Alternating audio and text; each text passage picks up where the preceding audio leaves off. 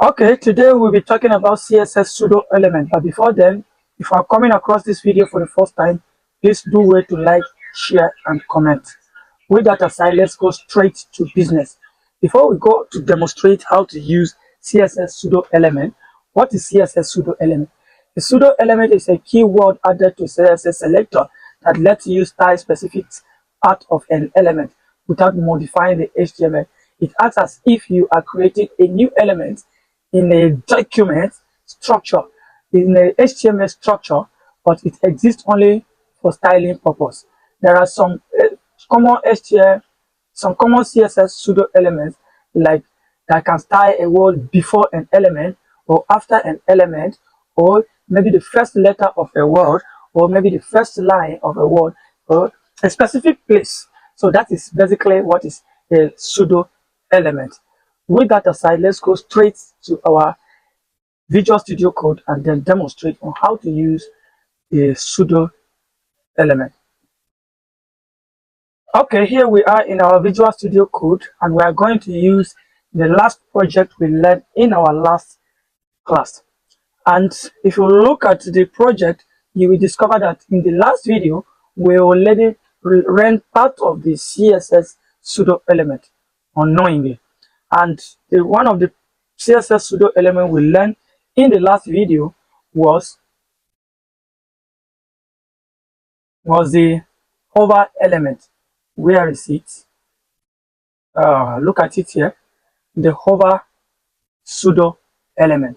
Like we said in our course of explanation, it makes us style a particular place without styling the whole element. For example, if we can open the last class we learned, right click somewhere here in the open space, open with live server to open the project we learned in the last video. Let's wait for the project to open. Okay, now this is the project we learned in our last video. If you look at it, we created this button and this button and this button. So we want this button to be a perfect green. However, we want to add a small element on it so that if we hover on this, it will change the color, but this color, this style will be temporal.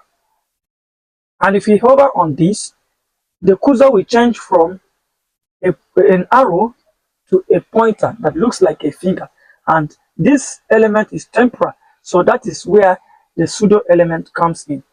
So here, let's go back, and if you look at this code, the one we are going to add today is the active pseudo element. Look at it here. An active pseudo element is, look at it here, active. The last one was hover. It makes us to style an element when we click a button. For example, if we come here and then hover on this, it will change color. Once you click on it, it will change another color directly, automatically. So 3 colors are here on this button.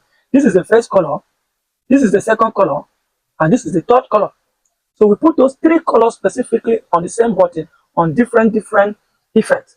So that is the help of an active pseudo element.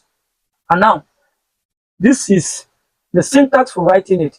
The first thing is to put the dot. In this case, we are using a dot because we are using a class HTML attribute. And then we put the name of the CSS selector. This is the name of the CSS selector, the name we give that particular button.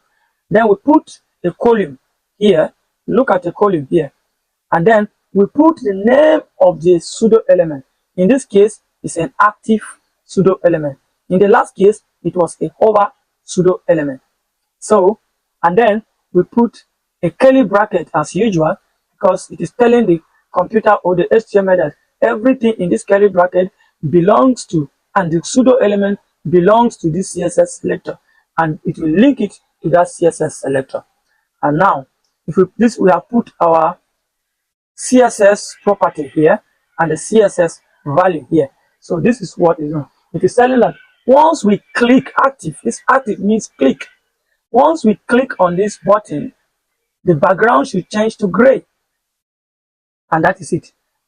Our second button is the join button. Look at it. If we hover on it, it changes the color small. And if we click on it, it changes the color to green. If we release our mouse, it goes back to normal. If we relieve our hover, it goes back to normal again. So if you go to our code editor and then we go to the joint button and the hover button, so here it is. The same syntax applies. The dot select the CSS class selection, and then the CSS selector, the pseudonym, and the background. It's all the same. And then the last one is the sign up button. The sign up button, in this case, we don't change the background. We only reduce the opacity to 50%. That is to say, once we click, this hover means click. Once this active means click, once we click on this button, then it should reduce the opacity, the brightness should reduce to 50%. So let's go back to the site and then check. If we hover on this, the opacity reduces to like 70%. If we click on it, it also reduces to 50%. So that is the active pseudo CSS element we are talking about. In the next video, we are going to learn more of the CSS and HTML features. If you have watched this video to this point, it therefore means you are in love with this programming work, and I will encourage you to please consider to like, share, and comment. See you in my next video.